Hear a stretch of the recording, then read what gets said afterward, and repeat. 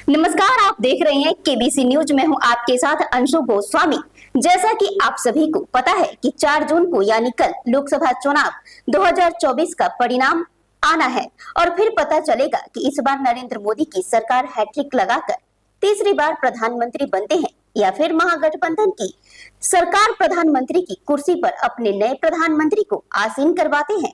इसी कड़ी में आज कांग्रेस पार्टी के अध्यक्ष व राज्यसभा सांसद अखिलेश प्रसाद सिंह ने प्रेस को संबोधित करते हुए शांतिपूर्ण तरीके से मतदान संपन्न होने की बात पत्रकारों के बीच कही।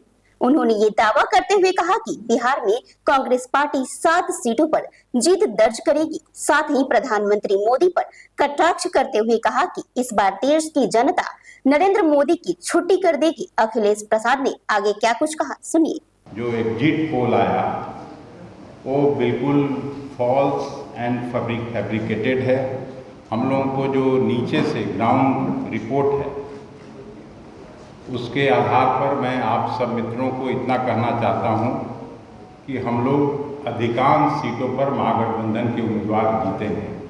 चाहे वो खगड़िया की सीट हो, सीपीएम लड़ी है, चाहे काराकाट की सीट हो जो माले लड़ी है, उस तरह से राष्ट्रीय जनता दल 1 दर्जन से ज़्यादा सीटों पर है आगे। 6 से 7 सीट निश्चित रूप से कांग्रेस पार्टी जीत रही है, ये मैं कह सकता हूँ। इसलिए एग्जिट पोल का जो भ्रम फैलाया जा रहा है, रियल एग्जिट इस सरकार का होने जा रहा है। कल शाम तक आपको पता चलेगा कि गृह मंत्री जी का एग्जिट है, प्रधानमंत्री जी का एग्जिट है और उनके मंत्रिमंडल का एग्जिट होने जा रहा है। आपको मालूम है कि आदरणीय एआईसीसी के प्रेसिडेंट खड़गे साहब ने 1 तारीख को ही महागठबंधन के सभी महत्वपूर्ण लीडर्स को दिल्ली अपने आवास पर बुलाया था। महागठबंधन पूरे देश में जीतने जा रही है, ये खबर भी आई है।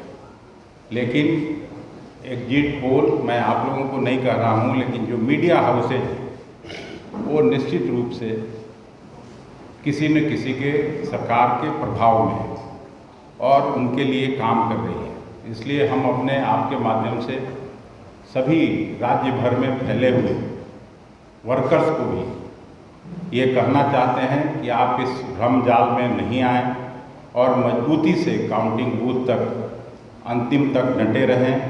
परिणाम हम लोगों के पक्ष में आ रहा है, ये हम अच्छी तरह से जानते हैं कि 7 सीट पक्का कांग्रेस जीतेगी। 13-14 सीट निश्चित रूप से राष्ट्रीय जनता दल के उम्मीदवार जीत रहे हैं और 3-4 सीट पर वाम दलों के लोग भी जीत रहे हैं।